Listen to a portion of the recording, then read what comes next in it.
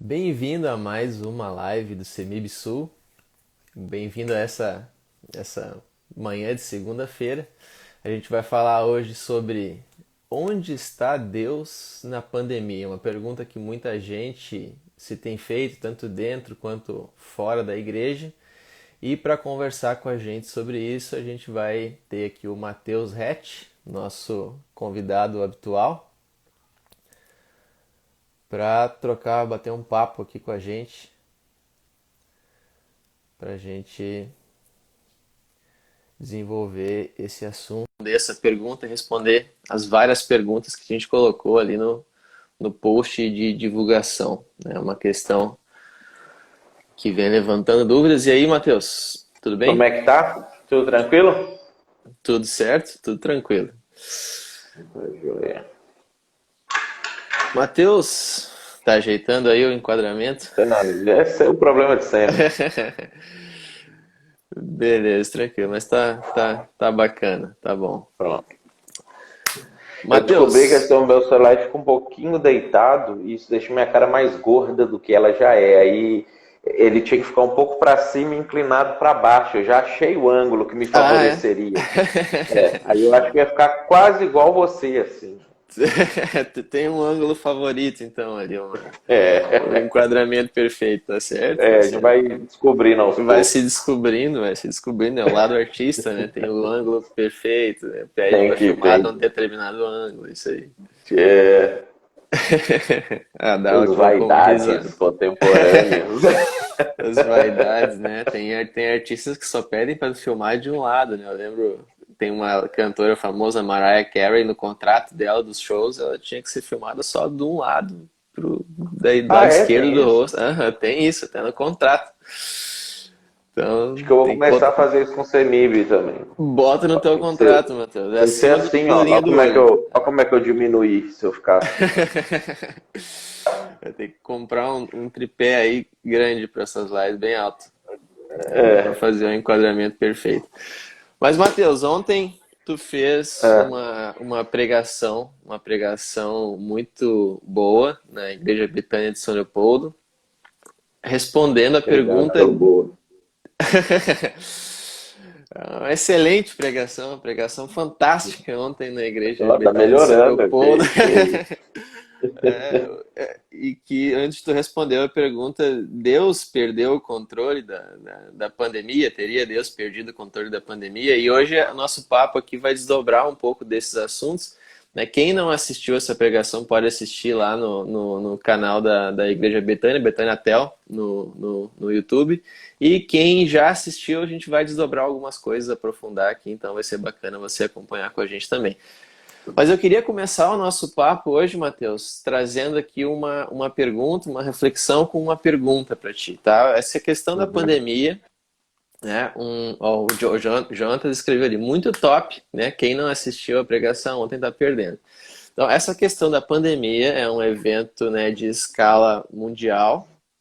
É um Uhum. evento que tem impactado, né, tanto os costumes das pessoas aqui, nossos vizinhos, quanto o jogo de poder entre os países e nações. Então tem alterado bastante coisa, né, no cenário mundial. Então é uma coisa que tem implicações. Então quando uma coisa dessas acontece, é muito natural a gente se perguntar, né, onde que está Deus, como é que Deus está envolvido nesses eventos e principalmente porque quando a gente lê lá o Antigo Testamento, né, a gente lê lá o livro de Reis, Crônicas, os profetas do Antigo Testamento, a gente vê Deus intervindo, né, nos eventos mundiais, né? A gente vê, Uhum.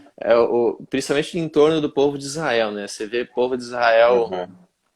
pecando e aí Deus move o coração, por exemplo, do rei da Babilônia para ir lá e destrói Israel. Daqui a pouco ele move um outro rei da Pérsia para ir lá e destruir o rei da Babilônia, e assim ele vai movendo, né, as nações e influenciando os eventos mundiais. E aí uma questão que as pessoas, né, têm interesse em saber é como é que Deus pode estar envolvido, como é que a gente poderia pensar biblicamente o envolvimento que Deus tem com essa pandemia agora. E eu vejo muita gente colocando essa questão, pelo menos eles não usam essas palavras, mas tu vê que na cabeça deles eles estão colocando essa questão, mas da seguinte forma, assim, parece que tudo que está acontecendo de mal na pandemia, no mundo, é uma coisa que o diabo está fazendo.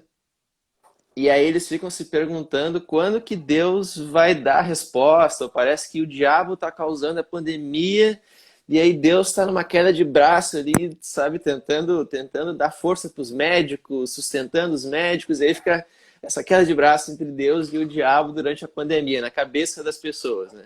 E aí o pessoal fica se perguntando quando é que Deus vai finalmente vencer esse negócio da pandemia que o diabo foi lá e criou.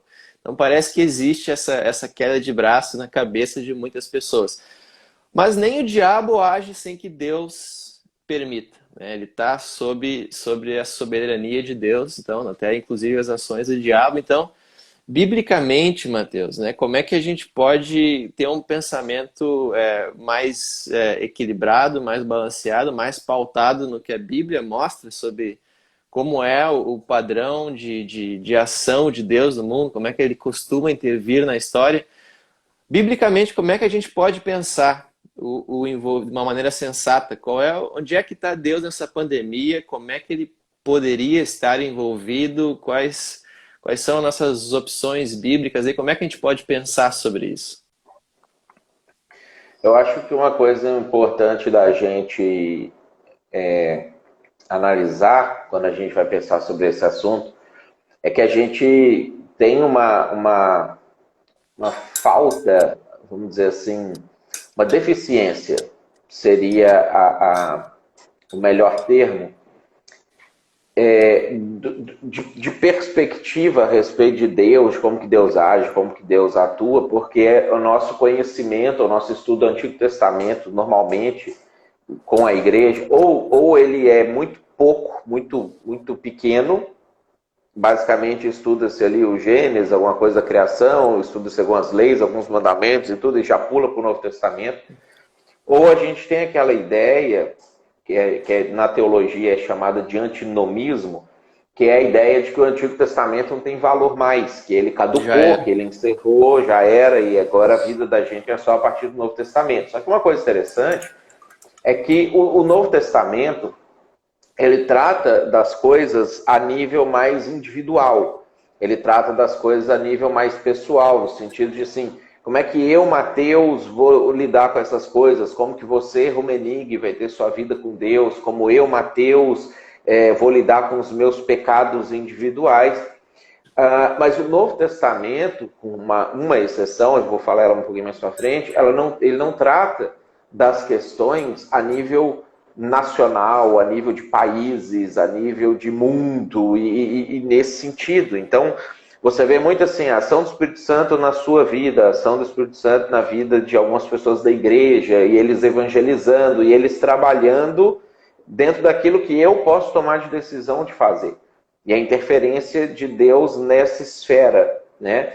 No Antigo Testamento é que a Bíblia ela vai explicar como que Deus lida com o mundo, como que Deus lida com países, com um país especificamente, que é Israel, com as nações na volta, como é que Deus faz as coisas no geral. E aí quando a gente vai lendo e entendendo o Antigo Testamento, você vai perceber com clareza que Deus interfere ativamente no rumo que as coisas tomam, muitas vezes com pragas, com doença, com catástrofes, com terremotos, com chuva de meteoros, que é o que provavelmente aconteceu ali no Sodoma, uns troços assim.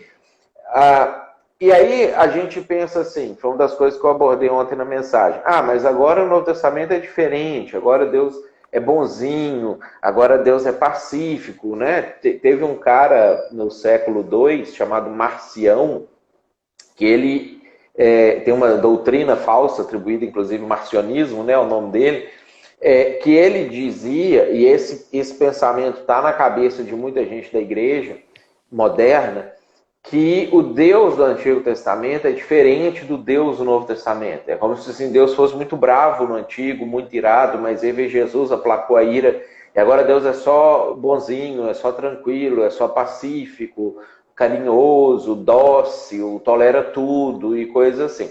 Só que o que é o ponto de equilíbrio, vamos dizer assim, para a gente não esquecer que o Deus do Antigo Testamento é o mesmo Deus do Novo Testamento e que a maneira como Deus lidava com as coisas no Antigo Testamento, ele continua lidando no Novo Testamento e no nosso tempo, é o livro de Apocalipse.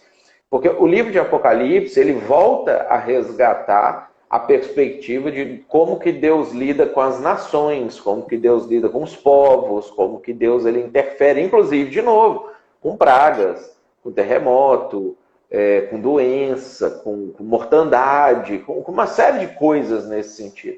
Então, não há uma descontinuidade da forma como Deus lidava antes e da forma como Deus lida agora. Da mesma maneira que no Antigo Testamento, nós vamos ter vários exemplos de Deus sendo amoroso, carinhoso, bondoso, com pessoas individualmente, porque quando o Antigo Testamento mostra Deus tratando com indivíduos, o padrão é o mesmo dele no Novo Testamento. Então, assim, não há uma mudança, e Tiago explica isso para a gente com clareza, que em Deus não há mudança nem sombra de variação, não há uma mudança na forma como ele fazia as coisas antes e na forma como ele faz agora. Né? O holofote, que antes estava mais focado em mundo, nações, povos e o povo de Israel, agora é um pouco mais focado em indivíduos, foi focado no Novo Testamento, em indivíduos, igreja, pequenas comunidades locais, só que um não quer dizer que o outro foi excluído. Né? Então a gente precisa olhar para a Bíblia como uma unidade, para a gente conseguir entender como que essas coisas acontecem. Uhum. E eu acho que uma coisa que contribui para isso é que no Antigo Testamento a gente tinha ali os profetas escrevendo, meio que nos dando um olhar por trás das cortinas e olhando os bastidores espirituais do mundo. Assim. Eles estavam narrando para a gente como é que o mundo espiritual estava interagindo com os eventos que estavam acontecendo na época. Hoje a gente não tem esses profetas, né? Ou pelo menos eu não conheço nenhum, Mateus, que tenha esse acesso ao mundo espiritual para nos dizer o que estava acontecendo entre Deus e o seu conselho divino para que ele decidisse intervir, sei lá, durante a Segunda Guerra Mundial, durante outros grandes eventos. Mas assim como isso acontecia e é descrito acontecer no Antigo Testamento, não há motivo para a gente acreditar que Deus tenha parado de intervir nesses eventos, como os profetas relatavam lá, só porque a gente não tem mais profetas relatando o que está acontecendo lá. E tem uma outra coisa que acontece, que o pessoal, que gerou até alguma indignação aqui em algumas perguntas e comentários no nosso Instagram, é que a gente, inclusive, colocou, né, levantou a questão de Deus estar ativamente, né, envolvido nessa questão da pandemia, inclusive, como tu falou, talvez jogando uma praga no mundo, talvez ele tenha uma intenção assim, a gente não tem como ter certeza, mas só em levantar essa questão, teve pessoas que, como? Sabe, jamais, Deus é bom, Deus é amor, Deus causar um evento ruim, causar um negócio como o Covid, não, isso é obra do mundo caído, capeta. É obra do acaso, do capeta, né? E Deus está sustentando os médicos, é isso que Deus está fazendo agora, Deus causando o Covid. Essa é uma ideia que é muito estranha de se propor, Mateus. Tipo, existe biblicamente essa indignação é justificada com a gente propor uma ideia como essa? Tu já falou um pouquinho sobre isso? Isso é um negócio que ontem, na mensagem também, quando eu falei sobre o povo de Israel, porque na mensagem ontem eu fui construindo as bases para poder chegar naquele texto de Amós, que é um texto mais agressivo, é um texto mais duro, vamos dizer assim, porque é uma faceta, uma face de Deus que a igreja suprime, porque tem medo de que um não cristão vendo aquilo pense assim, Deus é ruim, como é que eu vou querer ir para uma igreja ou adorar um Deus que é desse jeito aí? né? Então a gente fica sempre tentando passar a ideia de um Deus amoroso, tolerante, carinhoso, que perdoa tudo, aceita você como você é, aquele negócio todo. Que é, isso acontece em uma certa medida, dentro de uma certa perspectiva, uma certa proporção.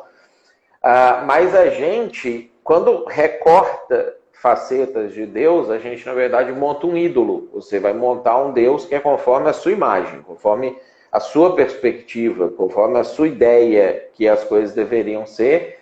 E é o que o povo de Israel fez quando eles constroem o bezerro de ouro, né? Porque quando eles constroem o bezerro de ouro, eles estão, na verdade, tentando amenizar aquela, vamos dizer assim, imagem terrível que eles tinham tido de Deus em Êxodo capítulo 20, que era um negócio muito estrondoso. Então, se eles usavam uma coisa mais palatável, mais engolível, uma coisa assim que fosse mais domesticada, exatamente, fosse mais domesticada, né? Encaixa bem nisso que a Monique acabou de comentar ali, que é por isso que as pessoas têm essa dificuldade com a visão do inferno, porque como que um Deus bom, amoroso, carinhoso, vai mandar a gente para o inferno? Isso é coisa de gente ruim, de pessoas vingativas, não sei o quê. Então, quando a gente constrói o bezerro, e aí muitas vezes Jesus hoje tem o aspecto de um bezerro domesticado, ele tem o aspecto de um ser que vai tolerando tudo, gera estranhamento na gente pensar assim, como que Deus vai criar uma coisa que causa dor para as pessoas? Que causa mal para o mundo, que faz com que pais percam os seus filhos. Aí toda aquela narrativa que a gente vê a televisão muitas vezes construindo para nós, para parecer assim que os governos são malvadões, porque eles não estão cuidando das pessoas, alguma coisa assim. Então a gente começa a pensar assim, tá, mas se eu detesto o governo que deixou isso acontecer, eu não ia também detestar Deus se eu pensasse que Deus deixou isso acontecer? E aí a gente mina a visão a respeito da soberania de Deus, né? E ao mesmo tempo que você reduz, esse exemplo que você deu aí agora há pouco, é o exemplo de um bezerro, né? Deus fica torcendo para a vacina dar certo, né? Ele está tentando abençoar os médicos, os cientistas, para que eles descubram a fórmula certa de fazer a vacina e aí consiga nos salvar, porque Deus não seria capaz de fazer assim e acabar com a Covid no mundo.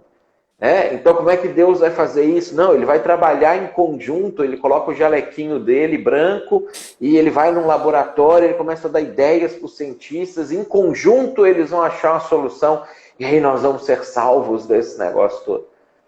Então, isso não é Deus, isso é a nossa criação, às vezes a nossa imagem que a gente quer projetar sobre o que nós imaginamos que Deus deveria ser. E, na verdade, Deus ele está fazendo outras coisas. Ele está arrumando o mundo para outros momentos, ao mesmo tempo que ele está trabalhando com a igreja, para que a igreja, entendendo o seu papel no meio disso tudo, atue. Para que ela haja, ela faça coisas, né? Uhum. Agora tu falando dessa questão de domesticação de Deus, eu lembro das pinturas que vendem assim na estação de metrô, trem, de Jesus, assim, que é um Jesus meio efeminado, segurando uma ovelha, com um sorriso bem dócil. Tu não imagina aquele Jesus fazendo um chicote entrando no templo. Ele é a versão mais dócil, amorosa, feminina possível de Jesus. Tu não imagina o Jesus de Apocalipse subindo com a espada desembanhada em cima de um cavalo, sabe? Não, é um outro versão domesticada de Jesus. Mas tu Tanto que tocou... Apocalipse talvez o livro menos lido e menos estudado pela igreja, né? Uhum. Então, essa coisa assim, o que a igreja não costuma estudar e entender com clareza? O Antigo Testamento, que tem um Deus vingativo, e Apocalipse, que tem um Deus vingativo. Uhum. Então, a gente recorta um pedaço da Bíblia, que é onde apresenta o Deus carinhoso, porque o Deus do Apocalipse, o Deus do Antigo Testamento, também é amoroso a partir da perspectiva do que é amor olhando para a eternidade. Mas a gente não vê a eternidade. O que a gente vê? A gente vê hoje. Eu vejo 15 de março de 2021 que eu estou sofrendo. E aí, para mim, amor seria se Deus tirasse o meu sofrimento imediatamente. Né? Então, o Deus que tira o sofrimento imediatamente é Jesus, quando ele está ali curando um leproso, curando um aleijado, curando um cego, fazendo um negócio assim. Então, fica inconcebível esse Deus conviver com o Deus de Amós, capítulo 4, ou o Deus de Apocalipse. Né? Só que não, é a mesma pessoa, é o mesmo Deus, ele age das duas maneiras, conforme a vida vai acontecendo, conforme o mundo vai se configurando, vamos dizer assim. Né? Então a gente não pode, se a gente separa, sobra um ídolo, e não o Deus, verdadeiramente, né? Sim, uma acusação forte essa. Veja o pessoal achando Apocalipse e os livros do Antigo Testamento muito estranhos, né? Tem até bons pastores dizendo pra gente, né, vamos dizer assim, desmembrar o Antigo Testamento do Novo, que já é uma coisa do passado, que só cria dificuldades para a igreja hoje com os novos convertidos, então esquece o Antigo Testamento. Ou gente que não propõe isso teoricamente, mas faz na prática, né? Nunca aborda o Antigo Testamento. Mas, Mateus, eu queria conversar contigo, tu citou um pouco agora há pouco sobre a questão de as mudanças que Deus pode estar operando através da pandemia. Então a gente trouxe à tona, né, a questão de que Deus sim pode ter um envolvimento ativo na pandemia e que isso não é uma coisa, né, não bíblica. A gente acabou de construir esse caso. Mas, já que a gente propôs isso, então vamos tentar exemplificar para a cabeça das pessoas conseguir imaginar por que que Deus estaria usando a pandemia, o que que ele poderia estar fazendo no mundo. Se a gente olhar, por exemplo, o histórico das intervenções que ele fez na história, que a Bíblia relata que ele fez, né, a gente consegue entender por que que ele costuma agir na história e com base nisso, o que que a gente poderia imaginar que Deus estaria operando por meio da pandemia, já que a gente está propondo que ele pode estar agindo ativamente por meio disso, só para as pessoas terem uma ideia, assim, para conseguirem visualizar isso. O rumo que o nosso mundo tomou atualmente, né? Vamos pegar aqui de 40 anos para cá, 50 anos para cá, ele é um rumo abertamente anti-Deus, anticristão, e é um rumo, inclusive dentro da igreja, extremamente consumista. Né? Então o consumismo, ele tomou conta, é um ídolo moderno, é um Deus moderno, a ideia de que eu tenho que me sentir bem o tempo inteiro, eu tenho que fazer tudo para me sentir bem o tempo todo, que o culto é para me fazer sentir bem, que a religião cristã tem que me fazer sentir bem, e se eu estou me sentindo melhor no espiritismo, então eu vou para o espiritismo, se eu vou me sentir melhor participando de uma sessão de, sei lá, Ponopono, no jardim botânico, eu vou lá fazer aquilo ali, e se eu vou me sentir bem trabalhando, eu vou fazer isso, eu vou me sentir bem saindo de férias. Ou seja, o tempo inteiro, e isso que não era nesse nível, o hedonismo humano no passado, ele sempre existiu, mas ele não era nesse nível que ele foi tão exaltado no tempo que a gente está vivendo agora. Nunca na história da humanidade o ser humano viveu tão bem como ele vive hoje. Né? Então, antigamente, mesmo nobres, reis e etc., não tinha a qualidade de vida que uma pessoa da classe média no mundo ocidental tem hoje. Né? Então, qualquer pessoa vive relativamente melhor do que qualquer ser humano antigamente. Isso trouxe um desligamento completo sobre a perspectiva da vida no todo, na eternidade, e em relação a uma parcela gigantesca do mundo que sofre absurdamente, né? Que está fora dessa nossa realidade ocidental ou está isolada nas periferias. Então, sempre que a gente vê Deus agindo no Antigo Testamento, nós vamos perceber, com esse tipo de desgraça e essas pragas, nós vamos perceber um padrão. Deus ele chama a atenção para o fato das pessoas terem se desligado dele, achando que estão por si só conseguindo alcançar tudo o que elas precisam, que elas são autossuficientes. Então isso vai acontecer desde a Torre de Babel em diante. Várias vezes Deus repete esse padrão: ó, o ser humano está querendo virar Deus, o ser humano está achando que ele é autônomo, o ser humano está achando que ele dá conta de governar todas as coisas sozinho, fazer as coisas sozinho, chegar às conclusões sozinhos. Eu vou mostrar que ele não dá. Aí Deus vai lá e faz alguma coisa estranha, assim, causa um tumulto, causa um transtorno, desarranja a organização humana, e o ser humano ele se desnorteia, não sei o quê, vários se voltam para Deus nesse momento, passa um tempo, as coisas ficam pacíficas de novo, passa um tempo, o ser humano massivamente, as próximas gerações vão voltando para esse tipo de comportamento. Então, autossuficiência é uma coisa que Deus sempre demonstra para o ser humano: vocês não dão conta, vocês não são autossuficientes.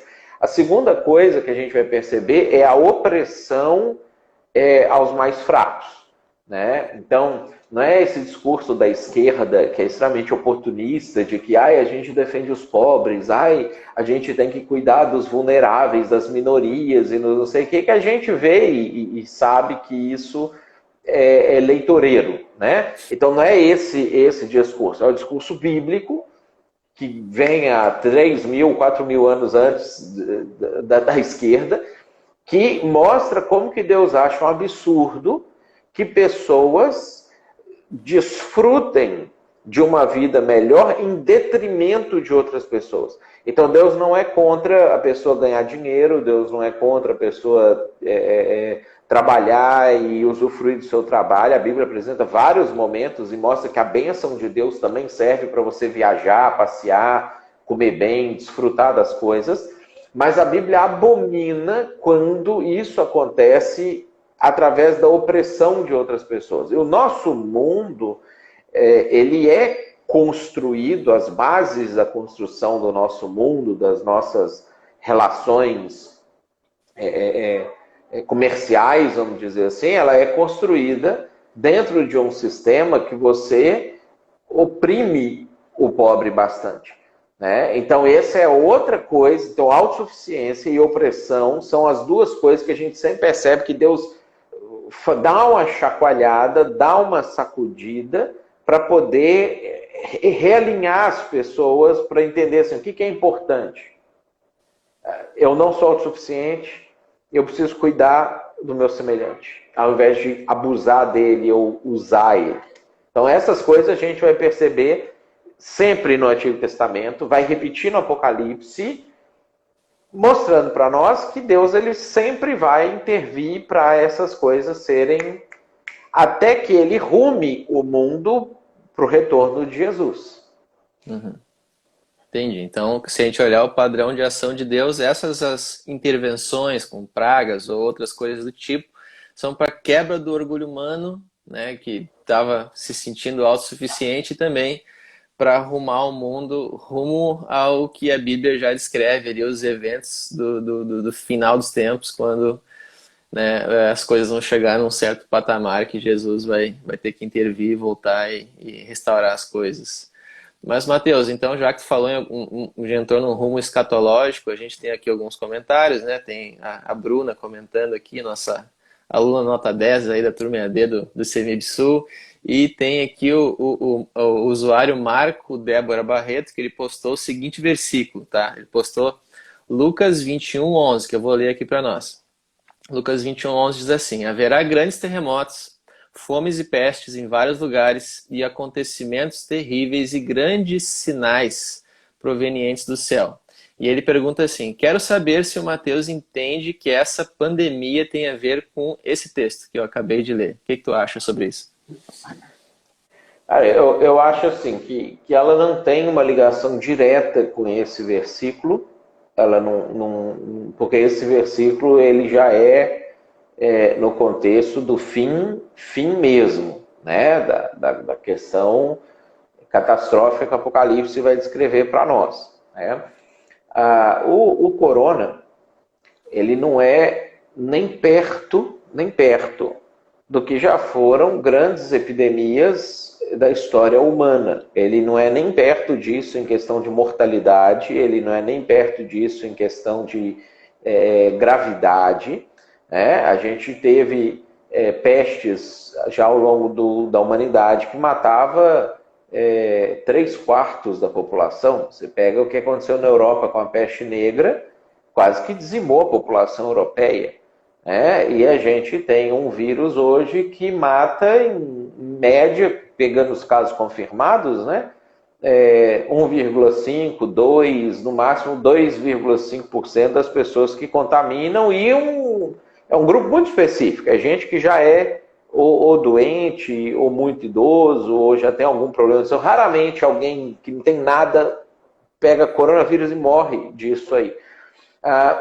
Essa epidemia ou pandemia, ela é muito mais um desarranjo social do que uma mortandade propriamente dita. A gente vê os números assim, nossa, está morrendo muita gente.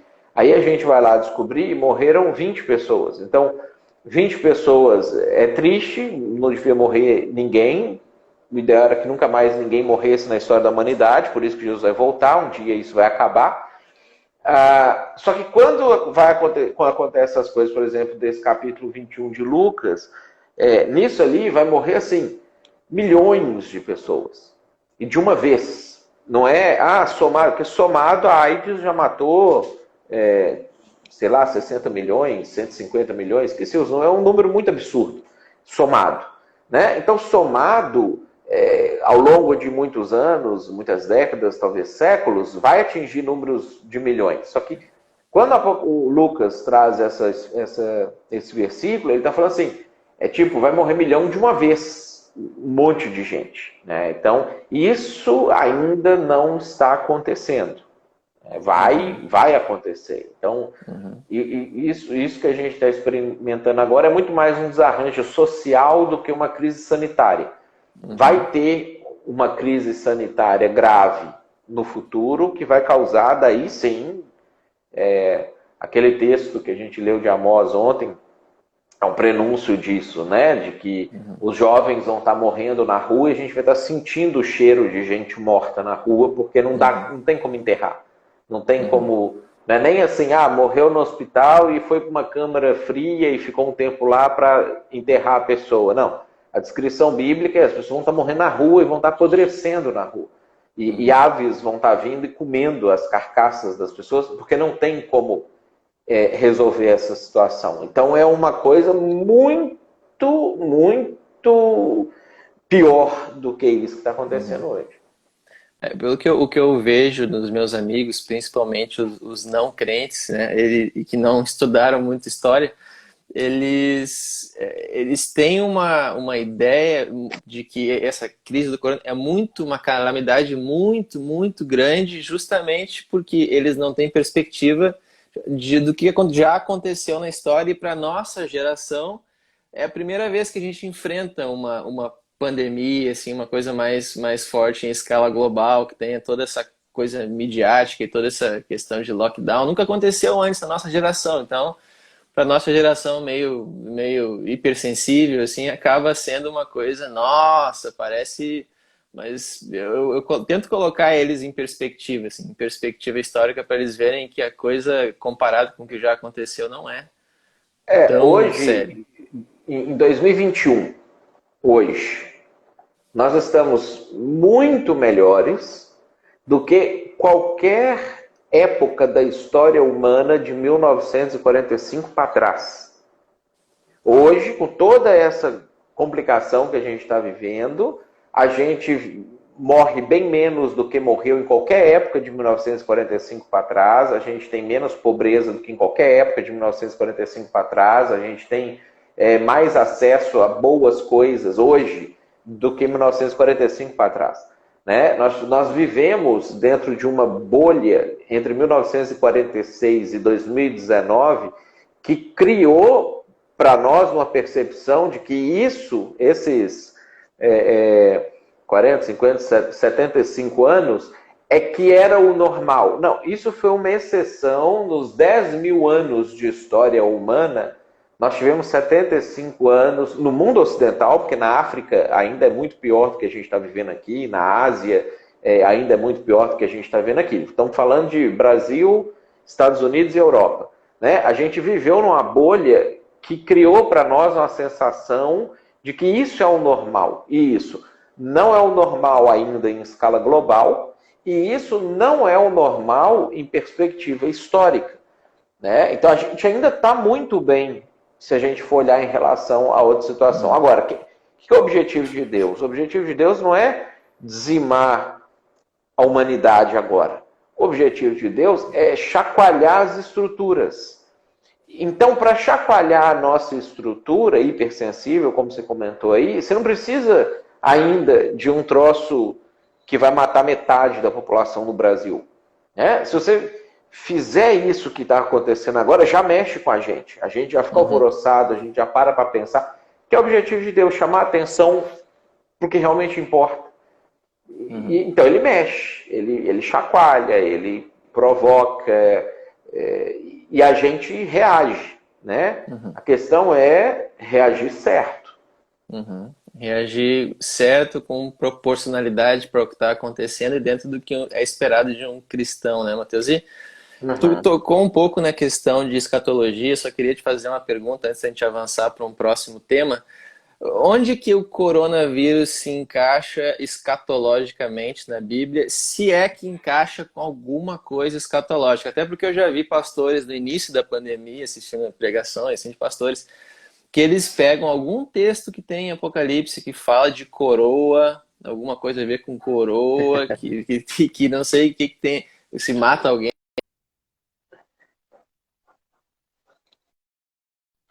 assim, e tentam encaixar o coronavírus nessa passagem e dizer que o coronavírus está começando ali a engatar as engrenagens do Apocalipse para, entendeu, começar o final dos tempos. É forçado? Tem alguma possível base disso vir a ser ou não tem nada a ver? Como é que a gente poderia encaixar o coronavírus com o que a gente sabe? É um exercício de adivinhação, né? É aquele negócio assim, hoje as pessoas falam um monte de coisas, porque as coisas ficam gravadas, e aí se ele acertar, lá na frente ele busca e fala assim, tá vendo? Eu tinha profetizado que isso ia acontecer, e todo mundo, ele tinha profetizado que ia acontecer. E aí então as pessoas falam um monte de coisas, porque alguma delas ele vai acertar. Mas é um exercício de adivinhação. Se, por exemplo, o coronavírus ele mutar para uma versão pior do que ele está, e depois mutar de novo, e nenhuma vacina resolver, e daqui a pouco ele, disso que ele é hoje, virar um ebola, por exemplo, aí a gente poderia dizer que o coronavírus seria um vírus apocalíptico. Né? E se imagina, o ebola que mata 85% das pessoas que se contaminam com ele, transmitir pelo ar. Né? Então, ou se o vírus da AIDS mutasse para transmitir pelo ar, não fosse só através da relação sexual ou transfusão de sangue. Então, hoje, né, o corona não tem nenhuma perspectiva de ser algo apocalíptico. Esse texto que você mencionou fala de um agente patológico, a gente não sabe se aquilo é um demônio, se aquilo é uma bactéria, se aquilo é um vírus, se aquilo é um animal que vai surgir, um escorpião, sei lá o quê, que Apocalipse cita que vai causar uma doença nas pessoas, que vai gerar uma agonia gigantesca, mas as pessoas não vão morrer, elas vão sentir durante 5 meses dores extremamente fortes, como se fosse a picada de um escorpião, então elas vão ficar agonizando, mas só que elas não vão morrer daquele negócio. Né? Então e aí fala que esse ser que descreve ali, ele tem como se fosse uma coroa na cabeça. Então, agora, se aquilo é um vírus, uma bactéria, se aquilo é um animal que vai surgir, se aquilo é um demônio que vai estar causando aquelas coisas nas pessoas, a gente não tem como saber ainda, porque essas coisas não estão nem perto de acontecer, né? Então, hoje o corona não tem base bíblica apocalíptica nenhuma, não tem nenhuma perspectiva dele vir a ser uma coisa desse jeito. Agora, se ele ficar mutando para sempre e só piorando, aí a história pode mudar. Mas é exercício de adivinhação. Entendi. Muito, muito cedo para dizer ainda, então, Matheus, se tem alguma coisa a É. ver. O pessoal entra muito na questão, na onda midiática, né, que pinta um quadro meio apocalíptico para essa questão do Covid. Mas agora falando um pouco, fazendo a transição do assunto para a questão agora da igreja, né? Qual a resposta? A gente está numa situação tem a questão sanitária, como tu falou, e tem a questão social, do que as decisões que os governantes estão fazendo, que as restrições que eles estão impondo, a percepção que as pessoas têm sobre quem segue os protocolos de segurança ou não, né? Tem gente que não usa máscara, é mal vista, essa coisa assim.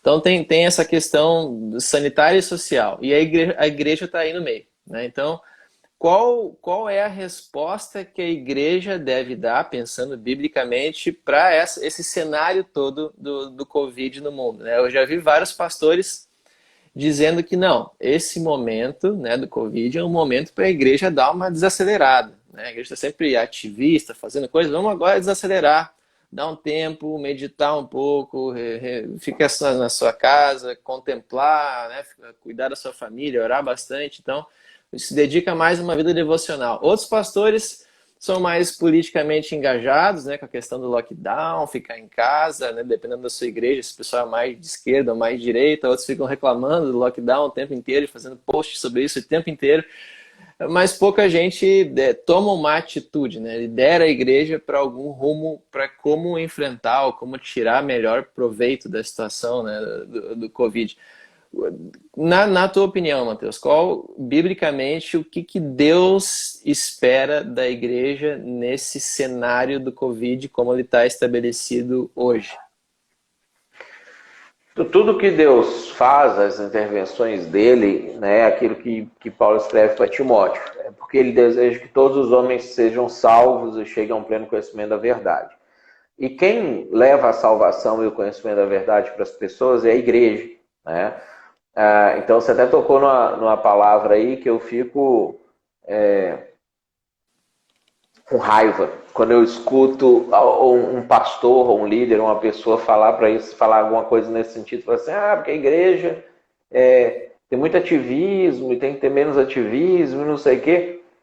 E essa ideia ela vem por duas razões, né? Ou porque a pessoa perde a perspectiva de para que a igreja serve, né? Então ela pode realmente estar engajada em uma comunidade de pessoas que não estão cumprindo a sua missão, ou que a igreja não está cumprindo a sua missão, que ela só existe para poder ler a Bíblia junto, cantar junto e fazer coisas junto ali no dia a dia e não estão engajados em alcançar as pessoas, né? Ou a pessoa veio ou está vindo de uma vertente da teologia liberal, que é aquela vertente que exclui a questão da condenação eterna, né? Porque se você tem a perspectiva de que agora, né? Eles fizeram uma análise ali que, por exemplo, só na cidade de São Paulo, a cada 3 minutos morre uma pessoa de Covid. Não vão nem pensar das pessoas que estão morrendo de outra coisa.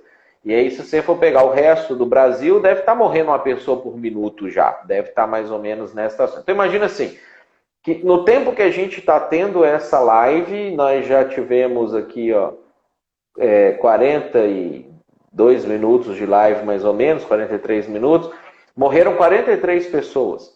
Muito provavelmente, pelas estatísticas do que é o Brasil hoje, dessas 43 pessoas que morreram, umas 35 foram para o inferno. Então, 35 pessoas, enquanto a gente está tendo essa live aqui, 35 pessoas no Brasil morreram de Covid e foram para o inferno. E aí a gente vai contemplar, aí a gente vai ficar orando em casa, aí a gente vai, como igreja, separar um tempo para desfrutar das coisas que Deus nos deu. Isso é muito egoísmo. Muito egoísmo. Ou falta de percepção da realidade gigantesca, do que realmente está acontecendo. Né? Porque se você sabe que tem gente indo para o inferno e que você tem um meio de impedir que isso aconteça, se você não gastar até a última gota de sangue do seu corpo, o último minuto da sua vida, para poder criar formas sistemas, meios, você ir pessoalmente, treinar pessoas para ir, ensinar pessoas a ir, fazer material de vídeo para as pessoas ouvirem isso. E de alguma maneira você tentar alcançar essas pessoas, né? Eu não sei o que você está fazendo na igreja. Então, a igreja, ela precisa, mais do que nunca, estar ativa e agir, estar trabalhando. E essa perspectiva que as pessoas que não são da igreja têm é até justificável, que elas acham assim, a igreja quer ficar aberta para arrecadar dinheiro, a igreja quer ficar aberta para não perder fiéis e não sei o quê. E beleza, a pessoa de fora não entende isso. Para eles a igreja é um clube social, igreja, teatro, cinema, Lions, Rotary, é tudo a mesma coisa. Então não tem importância você não ir no cinema, você se privar de ir num clube, você não ir na praia, você não ir no shopping, você não ir na igreja, nessa perspectiva. Agora, se o cristão tem essa perspectiva também, pode ser que a igreja dele virou um shopping, então realmente ele não está errado de pensar dessa maneira, só que a igreja está errada de ter virado um shopping, né? Ou ele perdeu a perspectiva de que as pessoas estão indo para o inferno de verdade, e ficar para sempre afastadas de Deus em estado de sofrimento eterno, porque eu entrei em lockdown. Então isso é ridículo, é inconcebível um cristão que entende o que realmente é a função da igreja, tem clareza em relação a isso, usar a palavra ativismo para uma igreja que está tentando cumprir o seu papel, desempenhar o seu papel de impedir que as pessoas vão para o inferno. Né? Então, só enquanto eu dei essa explicação aqui, estatisticamente, mais 2 pessoas foram para o inferno. Né? Morreu 3 e pelo menos 2 foram para o inferno. Então, assim, é inconcebível que a gente recue, que a gente faça lockdown. A gente tem que ir mais à frente. E aí é desafiador, porque você tem que inventar maneira diferente de fazer as coisas, porque as próprias pessoas estão cheias de dedos, as próprias pessoas estão com medo, as próprias pessoas, né, veriam a igreja como irresponsável se ela fosse lá na casa dela, a gente veio aqui na sua casa falar com você, as pessoas nem querem receber gente em casa. Então, a gente tem que se desdobrar para pensar assim, como é que eu quebro isso, alcanço essa pessoa, levo a mensagem de uma forma que ela possa entender, para ir quebrar nela essa situação, para depois encontrar com ela presencialmente, porque existem questões relacionadas à salvação que só acontecem presencialmente, elas não tem como você fazer virtualmente. Então, como é que a gente faz esse tipo de... O desafio aumentou, então o trabalho aumenta, ele não pode diminuir. Ele não pode nem ficar igual ele era antes, ele aumentou, é mais desgaste, é mais dificuldade, é mais implicação, é mais criatividade, é mais engajamento, é mais seara e menos trabalhadores para seara, e não o inverso disso. Perfeito. A gente perguntou no nosso perfil aqui o que o pessoal achava que era o principal problema na igreja durante a pandemia agora. E tem um usuário que escreveu assim, não vão aos cultos por medo, mas vivem na rua, feiras, supermercados, etc. Então o pessoal às vezes é incoerente com como eles lidam com a questão da igreja na pandemia. E eu perguntei também no nosso Instagram se a igreja deve diminuir ou intensificar as atividades durante a pandemia. E 60% respondeu intensificar. Então 60% das pessoas está nessa pegada que tu acabou de comentar. O desafio é, nesse ambiente social em que desrespeitar o lockdown, principalmente entre os não crentes, é uma questão que dentro da perspectiva deles faz sentido, né? É uma questão que é mal vista. Como é que a igreja consegue intensificar e atingir essas pessoas sem criar essa má impressão social de ser negacionista, de achar que muita gente acusa a igreja, né, de ignorar que a pandemia existe, de o pessoal ser meio alienado. Então isso pode criar uma barreira, inclusive, para isso que a gente está tentando fazer, que é alcançar quem não é cristão. Então achar esse equilíbrio, essa criatividade para saber como agir, que é uma coisa complicada. Desafiador. E isso dá muito mais trabalho e é desafiador. E aí uma outra pergunta que a gente fez no nosso Instagram é: você já teve medo, agora indo para uma questão mais individual do cristão, saindo da questão da igreja, indo mais para o indivíduo. Você já teve medo por sua vida durante a pandemia? E 63% das pessoas diz que sim, que já tiveram medo, né, pela sua vida durante a pandemia. E aí uma coisa que aconteceu quando a gente postou essa live, né, a divulgação, é que a pergunta da live é: onde está Deus na pandemia? E todo mundo foi prontamente respondendo, né? Várias pessoas nos comentários ou mandando mensagens dizendo: não, Deus está no controle, Deus está onde Ele sempre está, na sua soberania, no seu soberano governo do mundo. Todo mundo deu a resposta gospel, a resposta que eles sabiam que era a resposta certa. Mas ontem, na pregação, tu comentou que o que realmente responde essa pergunta para o cristão não é a resposta gospel que ele dá, mas é que comportamento ele realmente adota na prática. E aí tu levantou 3 comportamentos que respondem a essa pergunta, mesmo que o cara dê a resposta gospel correta, se ele tem um desses comportamentos, no fundo ele não tem tanta fé em Deus assim quanto ele diz que tem. Então, tu levantou 3 comportamentos que um cristão pode ter em resposta à pandemia. Medo, as pessoas estão morrendo, teu parente pode morrer, você pode morrer. Né? Reclamação, os problemas que não param, o cara não consegue abrir o seu negócio, as coisas não andam, não posso ir no cinema, sei lá, o pessoal reclama em várias situações que vem da pandemia. E os governantes, né? As pessoas reclamam muito, têm receio das decisões dos governantes, que às vezes tem coisas que deixam a gente perplexo, né? A gente fica comentando aqui no nosso grupo pequeno, por que se a ideia, por exemplo, é não aglomerar pessoas, por que eles reduzem os horários do supermercado, por exemplo? Tipo, ninguém na reunião lá pensou, mas será que não é melhor aumentar o horário? Será que ninguém pensou? Tipo, como é que coletivamente os governantes tomam tanta decisão burra, Matheus? E aí as pessoas, muito da discussão das pessoas gira em torno disso. Medo, né, reclamação, o governo, enfim. O que esses comportamentos dizem sobre a atitude, o que o cristão, né, realmente tem no coração quando ele está pensando essas coisas ou falando essas coisas?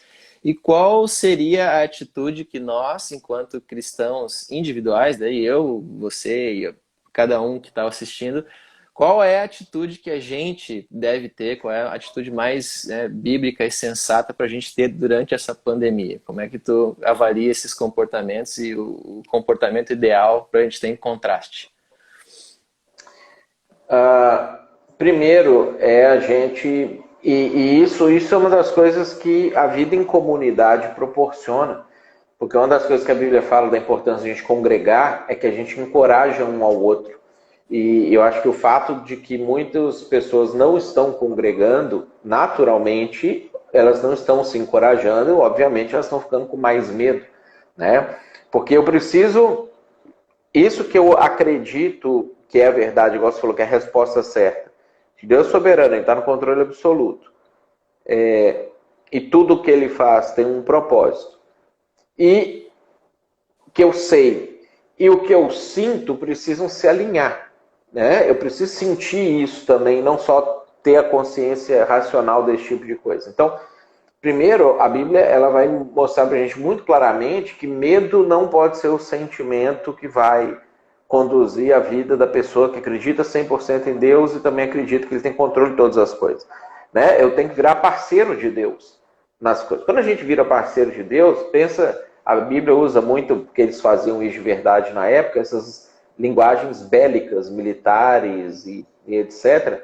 Quando um soldado está junto com o seu general numa guerra e eles estão motivados a vencer aquele inimigo e proteger o seu país e etc., mesmo sabendo que eles podem morrer no processo de acontecer isso, você vê que eles não têm medo.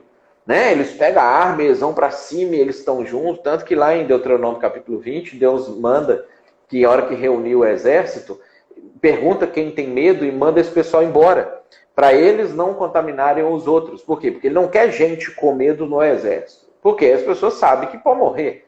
Agora, como a Bruna colocou aí para cima, por que a gente tem medo de morrer? Né? Se nós não entendemos de fato quem é Deus, e a gente entende que Ele nos ama, nós estamos salvos. né? Morrer é, como dizia o Peter Pan, uma grande aventura. A gente vai só andando para frente, e vai encontrar com o Senhor, e vai ter vivido bem, e vai ter conseguido fazer aquilo que é o nosso propósito. Então, nós precisamos levar a sério a questão de eu preciso eliminar o medo do meu coração. Então, tem várias formas de fazer isso. Boa parte dessas formas é em comunidade, é congregando, né? A segunda coisa, eu preciso parar de reclamar. Porque quando eu fico reclamando, na verdade, eu estou reclamando contra Deus. Porque se é Deus que está movendo essas coisas para acontecer, eu deveria pensar assim, bom, Deus está fazendo esse tipo de coisa e Ele espera uma atitude, uma ação da igreja. O que é que eu, como parte da igreja, preciso fazer, então, em resposta ao que Deus começou? Né? Porque, de novo, se eu estou trabalhando em parceria com Deus, se eu sou parceiro dele na missão no mundo, que ele está ativamente desenvolvendo no mundo, eu preciso entender assim, bom, igual time de futebol, se Deus começou a ir para o ataque, eu preciso ir para o ataque junto para tabelar com ele, para tentar fazer o gol. Eu não posso ficar lá atrás na defesa pensando assim, tomara que ele faça um gol e ficar lá atrás assistindo. Então eu preciso entender qual que é o meu papel no time e se ele está fazendo isso e está indo para o ataque, onde eu tenho que me posicionar no ataque. Né? Se ele começou a vir para a defesa para poder cercar alguma coisa, eu não posso ter ido para o ataque e ficar lá.